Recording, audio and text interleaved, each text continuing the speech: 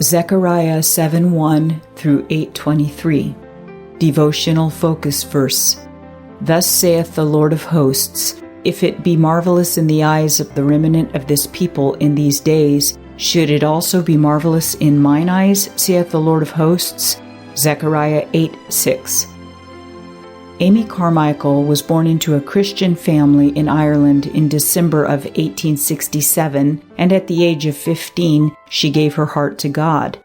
In her late teens, she attended services at the Keswick Convention, where the definite experiences of salvation and sanctification were emphasized, and there she learned of a deeper walk with the Lord. The words "Go ye" from Mark 16:15 were deeply impressed on her heart, and on March 3, 1893, at the age of 24, she became the first woman missionary sent out by the Keswick Convention. After serving briefly in Japan and Ceylon, she went to India in 1895, where she spent the remainder of her life, never returning home for a furlough.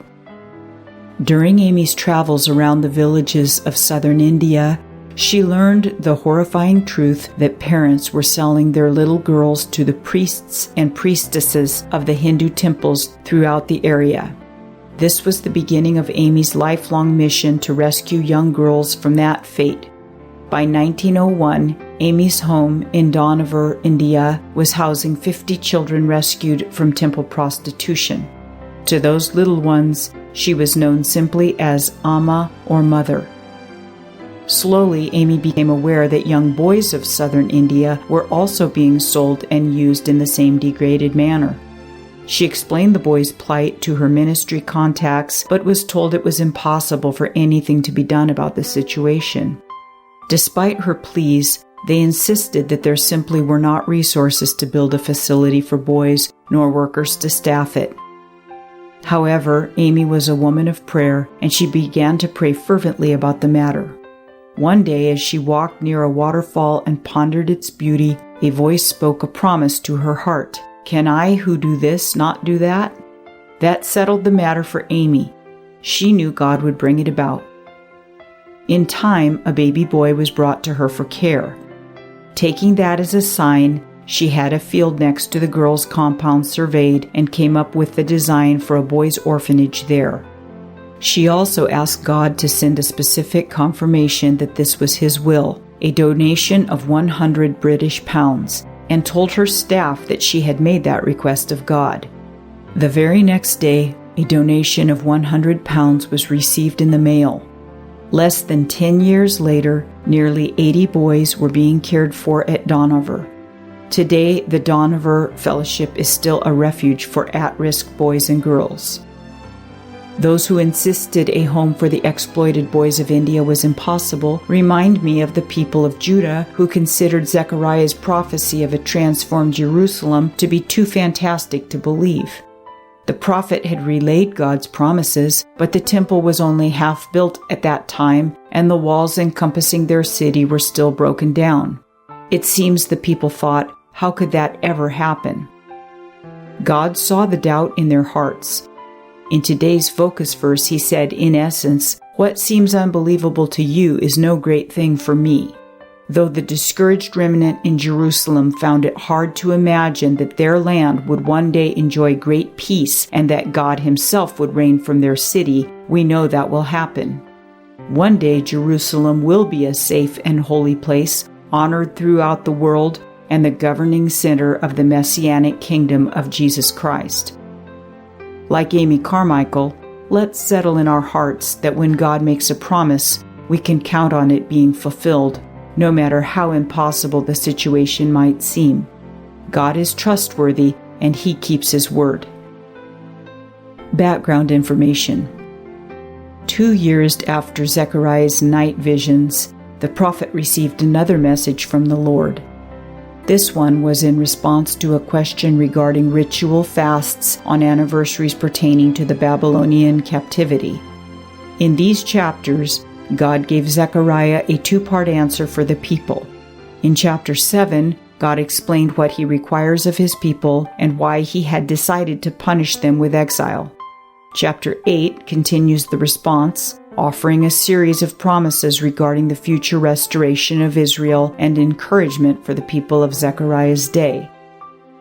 Chapters 7, 1 and 2 relates that a two-man delegation came to the priests and prophets in Jerusalem, wanting to know if they needed to continue their fasts now that the temple was being rebuilt.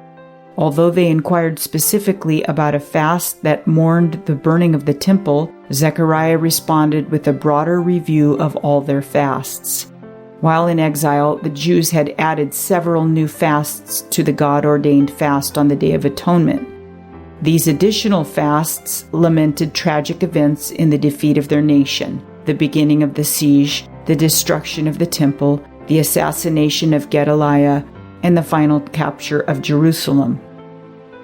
God's response, given in verses 4 through 7, was directed to all the people of the land. God rebuked the hypocritical and ritualistic nature of the fasts. Instead of adding additional fasts that he had not required, the people should have obeyed the instructions previously given them by the prophets. In verses 8 through 14, God rehearsed former teachings concerning justice, mercy, and compassion toward poor and helpless community members. Instead of obeying these, their forefathers had refused instruction and made their hearts as hard as an adamant stone, one that could not be marked upon. Therefore, God's wrath had come upon them. They had brought upon themselves the calamity they bewailed in their fasts. Nevertheless, in chapter 8, God offered hope through promises of restoration. The repetition of the phrase, "Thus saith the Lord," throughout the chapter emphasizes the surety of these promises.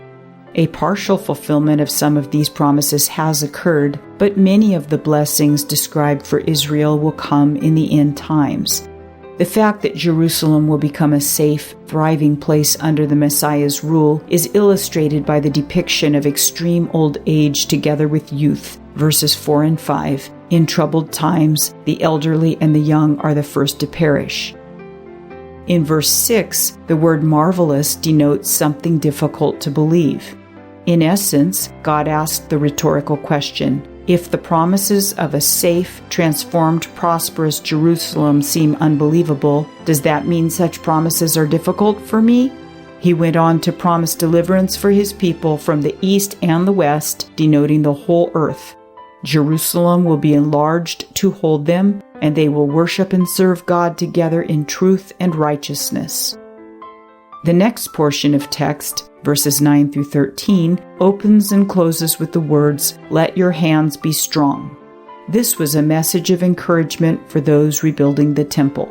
Though they had faced a lack of resources and opposition, there were better days ahead.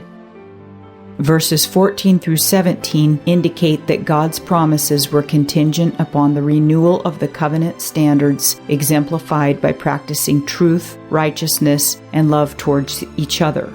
In your gates, verse 16 alludes to the justice system, as the gates were where legal determinations were made. The delegation's question was answered in the concluding verses of chapter 8 with the revelation that in the future, fasts would be replaced with joyful feasts, verses 18 and 19. The multitudes from heathen nations who will worship with Israel and fully enjoy the salvation appointed to God's people, verses 20 through 23, point to a fulfillment in the millennial reign when the nations of the earth will gather in Jerusalem, the government seat of the Messiah's kingdom, to honor him. Conclusion. Even when situations seem impossible, God is well able to fulfill his promises. Zechariah. Chapter 7. And it came to pass in the 4th year of King Darius, that the word of the Lord came unto Zechariah in the 4th day of the 9th month, even in Chisleu. When they had sent unto the house of God Sherezer and Regimelech, and their men, to pray before the Lord, and to speak unto the priests which were in the house of the Lord of hosts, and to the prophets, saying, Should I weep in the 5th month, separating myself, as I have done these so many years? Then came the word of the Lord of hosts unto me, saying, Speak unto all the people of the land, and to the priests, saying, When ye fasted and mourned in the 5th and 7th month, even those 70 years, did ye at all fast unto me, even to me. And when ye did eat, and when ye did drink, did not ye eat for yourselves, and drink for yourselves? Should ye not hear the words which the Lord hath cried by the former prophets, when Jerusalem was inhabited and in prosperity, and the cities thereof round about her, when men inhabited the south and the plain? And the word of the Lord came unto Zechariah, saying, Thus speaketh the Lord of hosts, saying, Execute true judgment, and show mercy and compassions every man to his brother. And oppress not the widow, nor the fatherless, the stranger, nor the poor, and let none of you imagine evil against his brother in your heart. But they refused to hearken, and pulled away the shoulder, and stopped their ears, that they should not hear. Yea, they made their hearts as an adamant stone, lest they should hear the law, and the words which the Lord of hosts hath sent in his Spirit by the former prophets. Therefore came a great wrath from the Lord of hosts. Therefore it is come to pass, that as he cried, and they would not hear, so they cried, and I would not hear, saith the Lord of hosts. But I scattered them with a whirlwind among all the nations whom they knew not. Thus the land was desolate after them, that no man passed through nor returned, for they laid the pleasant land desolate. Zechariah chapter 8.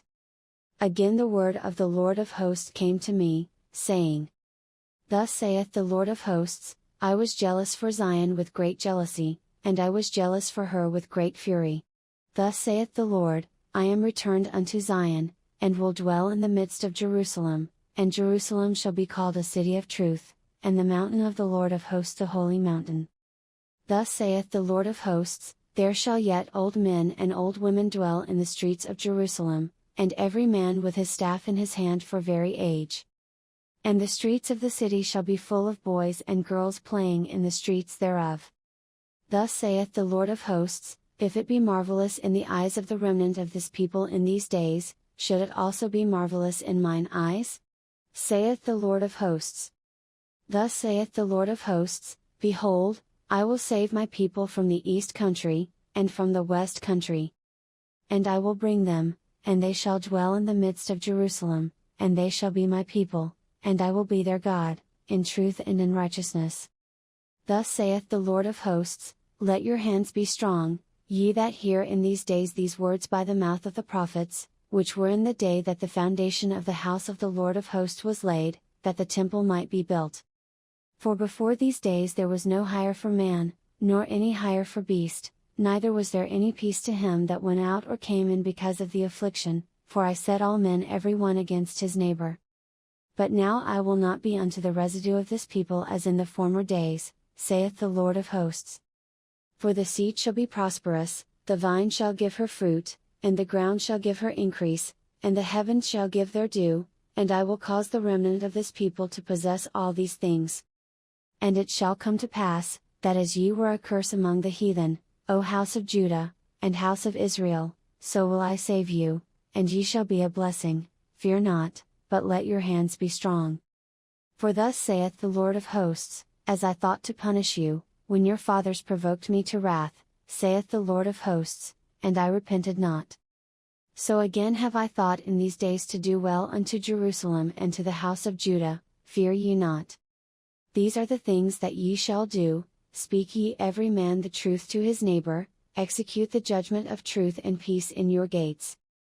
And let none of you imagine evil in your hearts against his neighbor, and love no false oath, for all these are things that I hate, saith the Lord.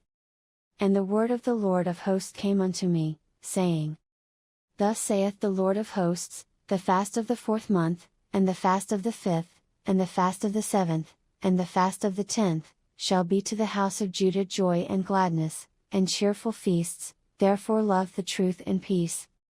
Thus saith the Lord of hosts, It shall yet come to pass, that there shall come people, and the inhabitants of many cities. And the inhabitants of one city shall go to another, saying, Let us go speedily to pray before the Lord, and to seek the Lord of hosts. I will go also. Yea, many people and strong nations shall come to seek the Lord of hosts in Jerusalem, and to pray before the Lord. Thus saith the Lord of hosts, In those days it shall come to pass, that 10 men shall take hold out of all languages of the nations, even shall take hold of the skirt of him that is a Jew, saying, We will go with you, for we have heard that God is with you,